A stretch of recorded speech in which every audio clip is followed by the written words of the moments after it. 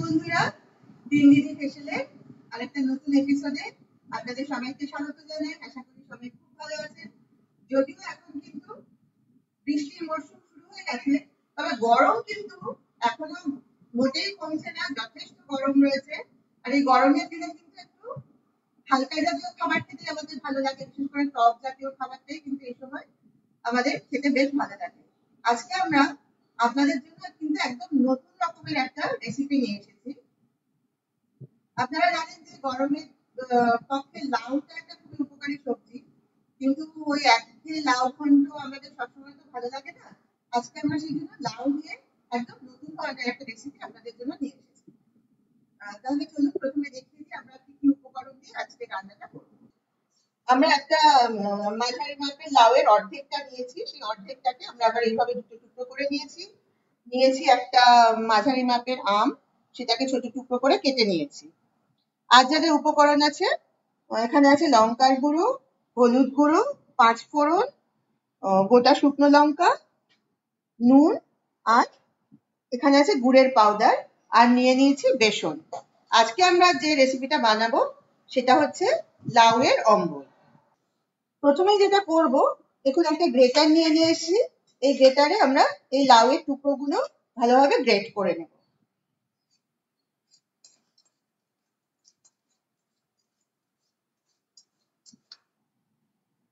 আমরা লাউয়ের টুকরোগুলো এভাবে গ্রেট করে নিয়েছি। এবার আমরা ভালোভাবে এটা থেকে যতটা সম্ভব জলটা বের করে নেব। ওই জন্য একটা ছাঁকনি নিয়ে নিয়েছি। এবার ছাঁকনির ওপর এগুলো ভালোভাবে চেপে জলীয় অংশটা যতটা সম্ভব আমরা ছেঁকে নেব। আমরা লাউয়ের থেকে যতটা সম্ভব জলটা ছেঁকে নিয়েছি। আমরা যদি এটা ছাঁকনিতে দিয়ে ছেঁকেছি, তবে আপনাদের কাছে যদি পরিষ্কার কাপড় থাকে তাহলে আপনারা কাপড়ের মধ্যে কুড়িয়ে নেওয়া লাউটা দিয়ে যদি ভালোভাবে কাপড়টা চেপে রসটা বের করে দেয়, মানে জলীয় অংশটা, তাহলে কিন্তু আরো সুবিধা হবে। যাই হোক, আমাদের সামনে কাপড় ছিল না বলে আমরা আপাতত ছাঁকনি দিয়েই করলাম। এবার এর মধ্যে আমরা কিছু উপকরণ মেশাবো।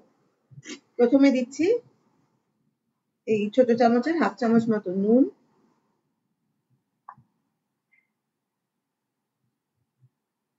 দিচ্ছি সামান্য হলুদ গুঁড়ো,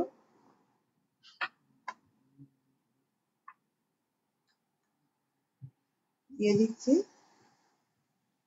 সামান্য লঙ্কার গুঁড়ো, আর দেব একটু গুড়ের পাউডার। এটাকে ভালোভাবে মেখে নেব।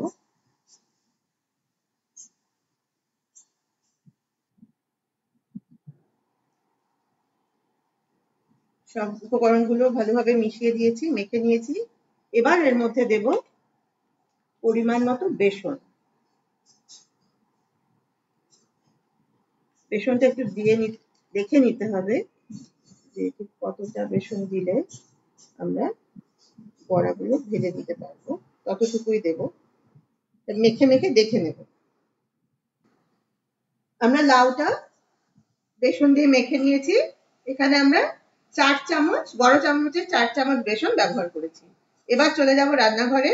প্রথমে এই লাউয়ের বড়াগুলো ভেজে নেব। আমরা চলে এসেছি রান্নাঘরে। গ্যাস দিয়ে গ্যাসের উপর কড়াই বসিয়ে দিয়েছি। কড়াইতে সাদা তেল গরম করে নিয়েছি। এবার আমরা এই মেখে রাখা লাউয়ের বড়াগুলো প্রথমে ভেজে নেব।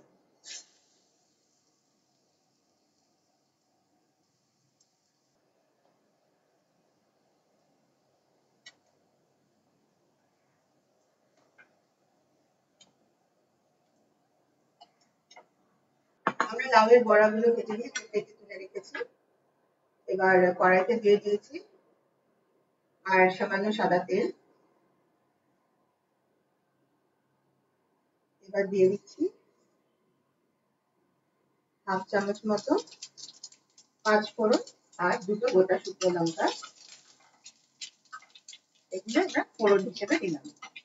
ফোড়নটা একটু নেড়ে নিয়েছি। এবার কড়াইতে দিয়ে দিচ্ছি কেটে রাখা আমের টুকরোগুলো।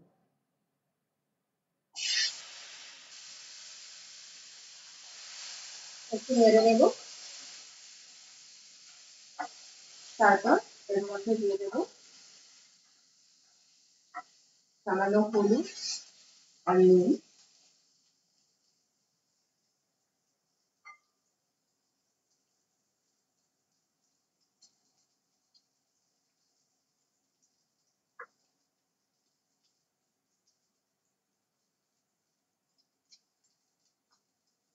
নুন হলুদটা আমের সাথে ভালোভাবে মাখিয়ে ঢেলে দেবো। মিনিট খানেক নাড়াচাড়া করে আমরা জল দিয়ে দেবো যাতে আমগুলো সেদ্ধ হয়ে যেতে পারে। আমরা কড়াইতে জল দিয়ে 5 মিনিট মতো ঢেকে রেখেছিলাম। এবার ঢাকাটা খুলছি। আমটা এতক্ষণে সেদ্ধ হয়ে গেছে।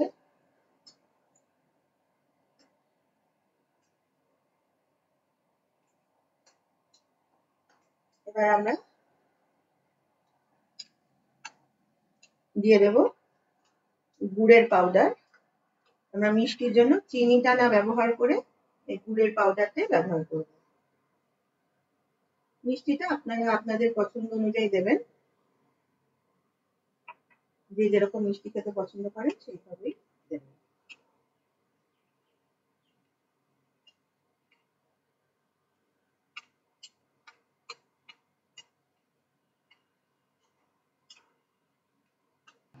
গুড়টা দিয়ে আমরা ঝোলটা ভালোভাবে ফুটিয়ে নিয়েছি। এবার ঝোলের মধ্যে ভেজে রাখা লাউয়ের বড়াগুলো দিয়ে দেব।